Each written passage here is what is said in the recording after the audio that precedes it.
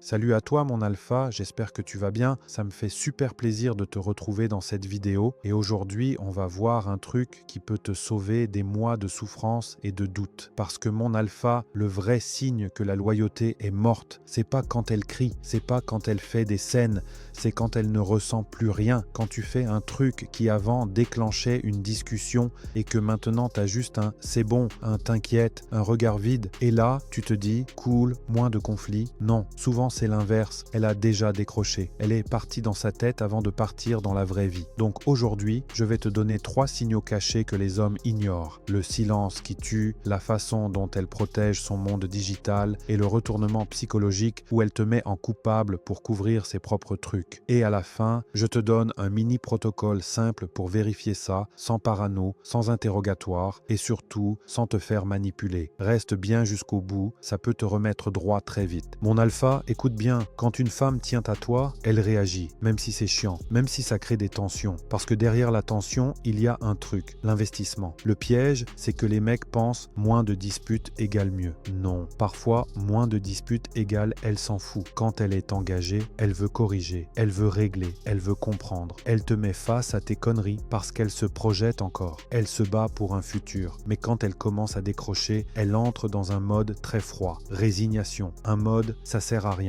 Et là, tu vois le signe le plus violent, l'absence de friction. Avant, tu faisais un truc un peu limite, elle te prenait la tête, elle voulait parler, elle voulait clarifier. Maintenant, tu fais la même chose et t'ajustes, c'est bon, fais comme tu veux. Ok, et surtout, aucune émotion, pas de colère, pas de tristesse, rien. Et mon alpha, faut que tu comprennes un truc. La colère, c'est pas le problème. La tristesse, c'est pas le problème. Le problème, c'est l'indifférence. Parce que l'indifférence, ça veut dire qu'elle ne dépense plus d'énergie sur toi. Et une femme, quand elle ne dépense plus d'énergie sur toi, c'est rarement parce qu'elle est devenue mature. C'est parce que son énergie part ailleurs. Pas forcément vers un autre mec, mais vers une autre vie où t'es pas dedans. Exemple concret, un seul, et tu vas te reconnaître. Tu rentres tard, tu réponds vague, tu changes d'habitude. Avant, elle voulait une explication. Maintenant, elle te dit « Ok » et elle continue sa soirée comme si t'existais pas. Et toi, tu respires, tu te dis « Waouh, elle me laisse tranquille ». Non, mon alpha, elle t'a déjà laissé. Et le pire, c'est que quand la rupture arrive officiellement, toi, tu prends ça comme un choc. Alors que dans sa tête, ça fait des mois qu'elle a fait son deuil. Ok, maintenant qu'on a compris le silence qui tue, on passe au signal numéro 2. Le monde digital et la compartimentation. Mon alpha, oublie le délire mot de passe. Une meuf peut avoir un code et être clean. Ce que tu dois regarder, c'est la tension autour du téléphone. Parce que quand la loyauté bouge, le premier truc qui change, c'est la gestion de l'espace perso et surtout l'espace digital. Le signal numéro 2, c'est simple. Elle commence à compartimenter. Ça veut dire quoi? Elle crée 2 mondes. Un monde avec toi et un monde à côté. Et elle fait tout pour que ces 2 mondes ne se croisent jamais. Donc tu vas voir des micro-trucs, mais répétés. Premier, le screen down réflexe. Tu arrives dans la pièce et d'un coup, elle pose le téléphone face contre table. Pas une fois, pas par hasard, systématiquement. Comme si ton entrée déclenchait un réflexe de protection. Deuxième, la rigidité. Tu t'assois près d'elle pendant qu'elle écrit et son corps se ferme. Épaules serrées, téléphone collé, angle du corps qui se tourne. Elle ne fait plus ça naturellement. Elle fait ça comme quelqu'un qui garde un dossier ouvert. Troisième, l'hypervigilance. Elle emmène son téléphone partout pour des trucs qui durent 10 secondes. Salle de bain, cuisine, même pour juste prendre un verre d'eau. Pourquoi? Parce qu'elle veut zéro chance qu'une notif la trahisse. Zéro chance que le réel fasse une fuite.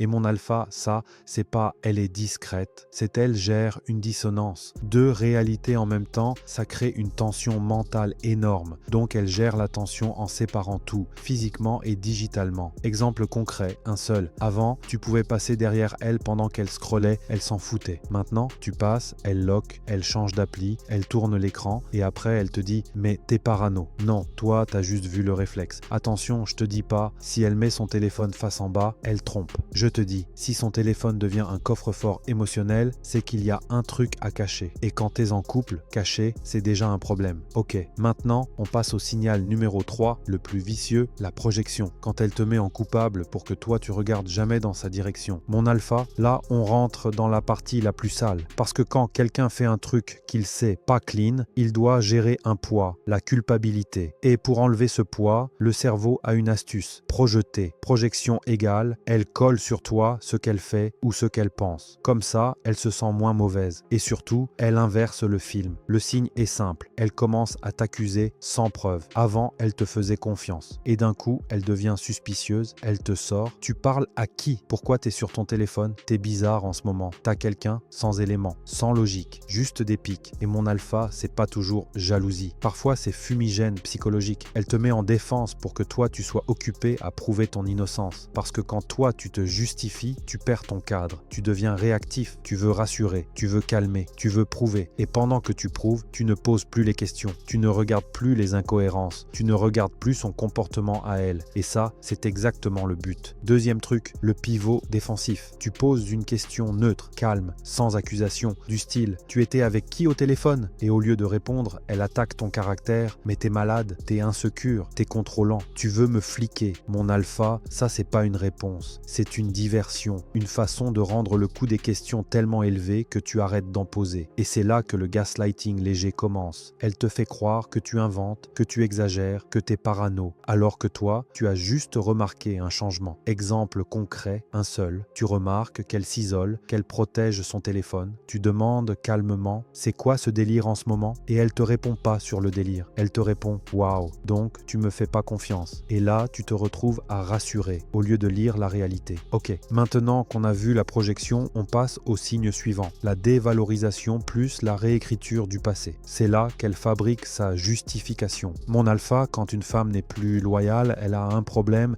elle veut sortir sans se sentir mauvaise.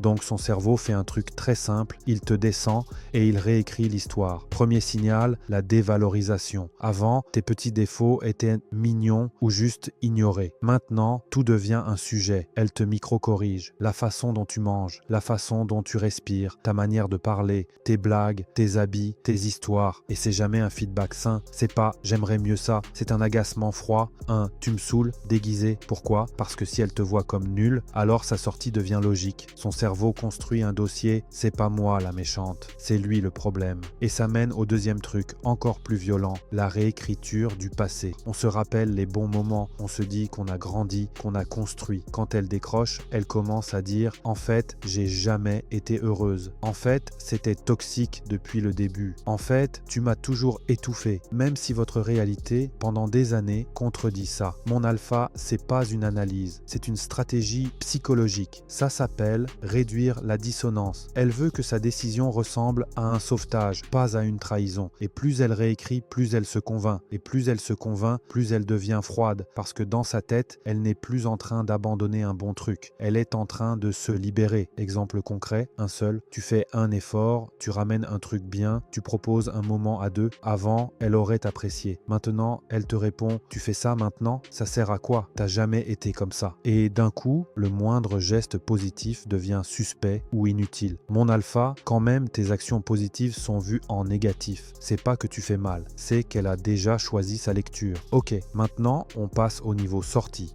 Le week-end qui meurt, le jeu qui revient et le futur qui disparaît. Mon alpha, le signe le plus propre, le plus froid, le plus réel, c'est pas une phrase, c'est un changement de logiciel. Elle sort du nous. Quand une femme est loyale, même inconsciemment, elle parle en nous. On fait ça, on ira là, on prévoit ça, on gère ça. Parce que la loyauté, c'est une identité partagée. Mais quand ça se casse, tu vois un truc, le futur se ferme et le nous se fait remplacer par moi. Elle ne dit plus on devrait partir cet été. Elle dit j'ai besoin de vacances. Elle ne dit plus on va s'organiser. Elle dit je vais gérer. Elle ne dit plus notre argent. Elle dit mon argent. Et ça, mon alpha, c'est pas un détail, c'est une préparation mentale. Elle se réhabitue à l'idée que tu ne comptes plus dans son planning. Tu vas aussi le voir sur les décisions. Des trucs importants qui avant étaient discutés deviennent solo. Argent, achat, projet, déplacement, carrière. Et attention, l'indépendance, c'est sain. Mais là, c'est pas je grandis, c'est je me découple. Son horizon temporel se réduit. Tu parles d'un concert dans un mois, elle répond flou. Tu parles de vacances dans 6 mois, elle évite. Tu parles de l'année prochaine, elle stresse ou elle coupe. Pourquoi? Parce qu'elle ne peut pas se projeter avec toi sans créer une tension interne énorme. Faire une promesse qu'elle sait qu'elle ne tiendra pas, ça lui coûte. Donc elle fuit. Elle vit dans un présent parce que c'est plus facile à gérer pendant qu'elle prépare sa sortie. Exemple concret, un seul, tu proposes un truc simple. On réserve ce week-end dans 2 mois. Avant, oui, /débat, /excitation. Maintenant, on verra. Je sais pas, j'ai pas envie de me prendre la tête. Alors qu'elle se prend la tête, juste pas avec toi. Elle se prend la tête avec sa stratégie. Mon alpha, retiens juste ça. La loyauté ne meurt pas d'un coup. Elle meurt en silence. Quand elle ne réagit plus, quand elle ne se projette plus, quand son téléphone devient un coffre-fort, le nous disparaît, c'est pas un mauvais mood, c'est une direction. Et je te le dis cash, ton job, c'est pas de supplier. Ton job, c'est pas de devenir un détective. Ton job, c'est de lire la réalité, poser un cadre et te respecter. Si t'as reconnu plusieurs signaux dans cette vidéo, prends ça comme un cadeau. T'es pas fou, t'es pas parano, t'es juste en train d'ouvrir les yeux. Et c'est exactement comme ça que tu reprends le contrôle de ta vie. Maintenant, si tu veux que je t'aide à reprendre ton cadre, à redevenir stable, désirable et surtout impossible à manipuler, clique sur le lien dans la description. J'ai préparé un protocole clair, actionnable, qui te remet droit, sans blabla et sans bullshit. On se retrouve juste après. Le top 1% ou rien, mon alpha.